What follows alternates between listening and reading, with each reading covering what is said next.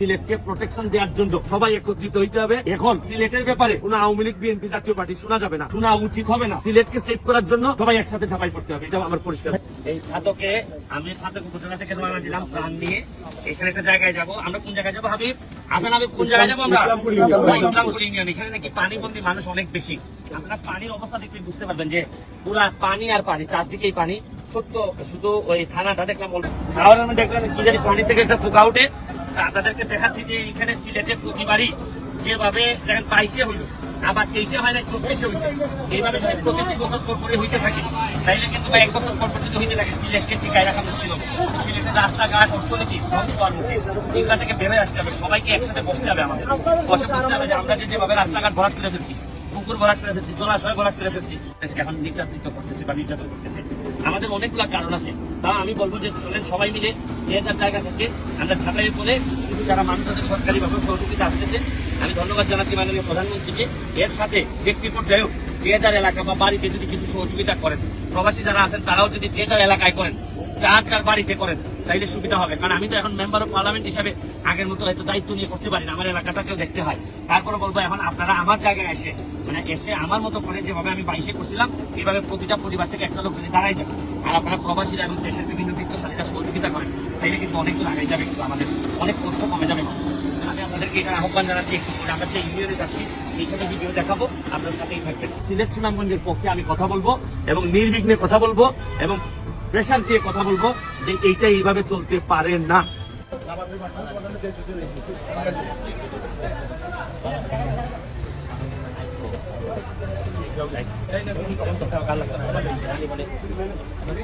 আচ্ছা, আজকে আসলে পরে এই ধরনের বন্যা হয়েছিল, তো আমরা সবাই যে যার মতো করে ঝাঁপাই করছিলাম। এই 2 বছরের ব্যবধানে আবার 2024-এ এসে আপনারা দেখতেছেন যে আবার এই যে চেরাপুঞ্জি এবং আসামের দিকে বৃষ্টি বেশি হওয়া, এই কারণে আবার বাড়িঘর প্লাবিত হয়েছে। আজকে এখানে একটা আশ্রয় কেন্দ্রে আমরা আসছি। এই 2 বছরের মধ্যে আমার ব্যক্তিগত জীবনের স্ট্যাটাসও চেঞ্জ হয়ে গেছে। আগে আমি শুধু ব্যারিস্টার হিসেবে কাজ করছি, এখন আমি একটা এলাকার এমপি হিসেবে আমাকে কাজ করতে হয়। আপনারা জানেন যে বাই দ্য টাইম অলরেডি আমার এলাকায় ভাঙন শুরু হয়ে গেছে। খোয়াই নদী ভাঙনের কারণে 3-4টা ইউনিয়ন প্লাবিত হয়েছে। তা আমি একদিন ওইখানে ছিলাম পুরা দিন, এবং এখানে প্রায় 105 টনের মতো সরকারি যে চাল আসছে এটা বন্টনের ব্যবস্থা করে আমি আমার যারা নির্বাচনকালীন আমার যারা কাজ করছেন আমার পক্ষে, তাদেরকে আমি স্পষ্ট বলে দিছি যে আমাকে যারা নির্বাচিত করছেন তাদের কাজ নির্বাচনকালীন পর্যন্তই না, যে কোনো দুর্যোগে আপনারা ঝাঁপাই করবেন। এই জন্য আমি বিশেষ করে আমার ছাত্রলীগ বা আমাকে যারা ভালোবাসেন তাদেরকে আমি মাঠে নামাই দিছি। কারণ একই সাথে সিলেটের এই অবস্থায় আমি তো ফেলে দেখতে পারি না বা আমি দূরে থাকতে পারি না। আমি আমার নিজস্ব সামর্থ্য নিয়ে আমি আজকে চলে আসছি এই জায়গায়। চেষ্টা করবো বিভিন্ন জায়গায় মানুষের কাছে এটা দেখাইতে যে কি অবস্থা হইতেছে, এবং দেখাইলে হয়তো সারা পৃথিবীব্যাপী যদি একটা মানুষের একটা টান, আমার কাজ তো শুধু আমি একা দিয়ে তো শেষ করতে পারবো না। আমার কথা কাজে, আমার ভিডিওতে যদি বিভিন্ন ধরনের মানুষ যদি তার নিজের জন্মস্থানের টান অনুভব করেন, তখনই কিন্তু সবাই কম বেশি এখানে ঝাঁপিয়ে পড়বে। এবং এটার সাথে সাথে আমি আরেকটা জিনিস বলতে চাই যে কি কারণে ইদানিং বন্যার টেন্ডেন্সিটা বেড়ে গেছে। আমরা পানি নিষ্কাশনের ব্যবস্থা সব বন্ধ করে ফেলছি, রাস্তাঘাট বন্ধ করে ফেলছি। অনেকে বলাবলি করতেছেন যে মিঠামইলের রাস্তাটার কারণে হইতে পারে, এটার কোনো সাইন্টিফিক ব্যাখ্যা নাই। এটা নিয়ে একটা সাইন্টিফিক একটা ব্যাখ্যা আসা দরকার। তাহলে সবার মনে একটা সন্দেহ যে কিশোরগঞ্জের কারণে কি আমাদের এখানে পুরা সিলেট সুনামগঞ্জ এফেক্টেড কিনা। এবং এই যদি আমি মাননীয় মেয়র মহোদয় বা প্রশাসনের যারা আছেন তাদেরকে বলবো যে বন্যা পরবর্তীতে বসে একটা অল ক্লাস পিপলকে নিয়ে যে কেন আমরা বারবার এফেক্টেড হইতেছি, আগে তো এইভাবে এফেক্টেড হয় নাই। তো বন্যা এখন যেহেতু পানি আমাদের ধরে, এই জন্য এইসব আলোচনা কম করে আমরা আপাতত ত্রাণ সহযোগিতায় আছি। তবে পানি শেষ হলে আমি মনে করবো যে এই শাহজালালের নগরীকে রক্ষা করার জন্য শাহজালালের যারা উত্তরাধিকার আছেন তারা একসাথে বসবেন, আমারে ডাকলে আমিও আসবো, বসে একটা স্থায়ী সমাধান কিভাবে করা যায় এটা জন্য কাজ করতে হবে। আচ্ছা ভাই, কোন নেতা কর্মী কোন সাংগঠনিক দল আসলে আমরা কিছু আমরা নামতে দেখিনি, এটা আসলে কি বলবেন? এখন এটা তো দলীয় সিদ্ধান্ত। ধরেন আমি নিজে যে আসছি, আমি তো আওয়ামী লীগের লোক হিসেবে আলাদা আসছি। আপনি যেটা বলতেছেন দলগত ভাবে, সরকার যেহেতু আছেন, সরকারের এখানে সরকার তো সেন্ট্রালি থাকে। ধরেন এখানে আমার মনে হয় যে স্থানীয় নেতৃবৃন্দ যারা এখানে স্থানীয় নেতৃবৃন্দ, তারাই এই প্রবলেমটাকে সামনে তুলে ধরতে হবে ভালোভাবে, ব্যাপকভাবে, যে ওনারা কি পরিমাণ এফেক্টেড হয়েছেন। বাইদা হয়ে আমি ত্রাণ মন্ত্রণালয়ের মাননীয় মন্ত্রীকে আসতে দেখছি। আমার একটা বিশ্বাস যে এখানে স্থানীয় নেতৃবৃন্দ যার যে জায়গাটা উপজেলা যেটা এফেক্টেড হয়েছে, এইটা যদি আপনি ভালো করে তুলে ধরতে পারেন, জননেত্রী শেখ হাসিনা, আমার পুরো বিশ্বাস উনাকে তুলে ধরলে উনি কোনো না কোনো একটা সমাধান বের করে দিবেন, মানুষের জন্য রিলিফ হবে।